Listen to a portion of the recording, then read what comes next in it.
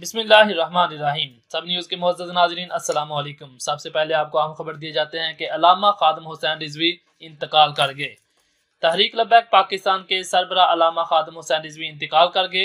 Family ज़राए के मुताबिक अल्लामा खादिम हुसैन चंद रोज से अलील थे। तबीयत ज्यादा खराब होने पर वो अपने खाल के हकीकी से जा मिले।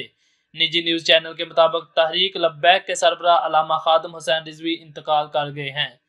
फैमिली ज़राए के मुताबिक उनका इंतकाल हरकत कलब बंद होने के सबब लाहौर में हुआ।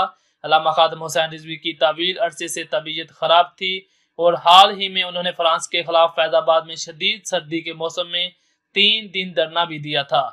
ताहम मजीद मालूमात के लिए इस वीडियो को लाइक करें, सब न्यूज़ HD को सब्सक्राइब करें और बेल आइकन पर ज़रूर क्लिक करें।